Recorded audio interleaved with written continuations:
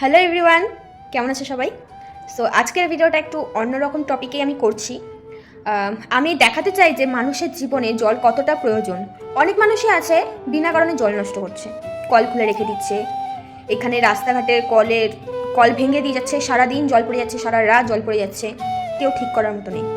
So আমি দেখাতে চাই যে মানুষের জীবনে জল কতটা প্রয়োজন। জল না থাকলে মানুষের কি হয় পরিস্থিতিটা। আমাদের এখানে শিলিগুড়িতে কোথাও জল নেই। আজকে 12:30 নাগাদ জল গেছে। আজকে 9 তারিখ, 9 মে। তো আজকে 12:30 নাগাদ জল গেছে। বিকালবেলা একটুখানি জল দিয়েছে, তাও আমাদের বাড়িতে আসেনি। নিচের দিকে, পাশের বাড়িতে নিচে একটু ঢালু দিকটা, ওখানে জল এসেছে। তো ওখান থেকে আমার মা বিকাল থেকে যে জল টেনেই যাচ্ছে, মানে কত যে জল ভরেছে সেগুলো আজকে তোমাদের আমি দেখাচ্ছি। তো ফার্স্টেই দেখে নাও, এই যে এইখানে জল ভরে রেখে দিচ্ছে। তারপরে এখানেও আছে, এই দেখো এখানে, মানে এইগুলোতে, এটা পুরোটাতেই আছে, নিচের হাঁড়িটাতে, উপরে হাঁড়িটাতে আছে। এইখানে দেখো এই বোতলগুলোতে ভরে রেখেছে।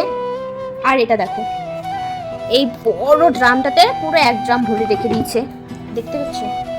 তারপরে এই গামলাটাতে ভরে রেখে দিয়েছে,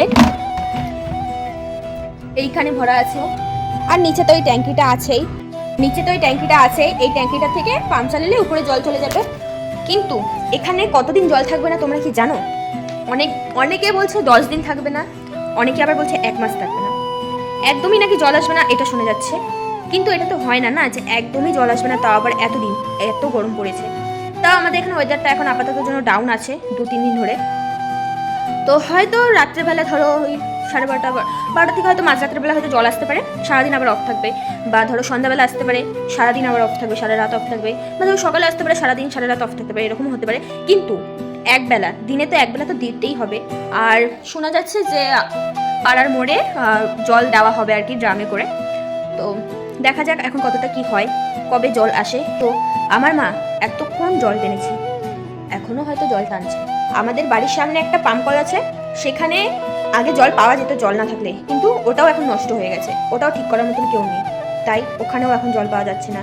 স্নানের জল, খাবার জলটা তো কোনো রকম ভাবে মানে নিয়ে আসা হয়েছে, স্নানের জল কোথায় পাবো? অনেক কিছুরই তো ব্যাপার আছে, সব কিছু তো আমাদের জীবনটাই তো আমাদের জল দিয়ে, কাপড় ধোয়া জল দিয়ে, স্নান করা জল দিয়ে, খাওয়া দাওয়া জল দিয়ে, সব কিছুই তো জল দিয়ে। তো জলটাই যদি না থাকে তাহলে হবেটা কি করে? এখন দেখা যাক কতদিনে কি হয়। মাও এখন জল টানছে, চলো তোমাদের দেখাই।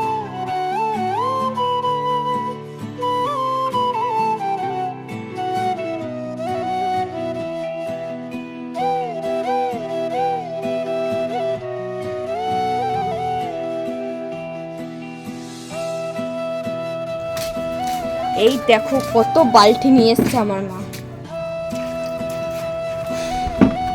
টিপ টিপ টিপ টিপ করে জল পড়ছে, দেখতে পাচ্ছ?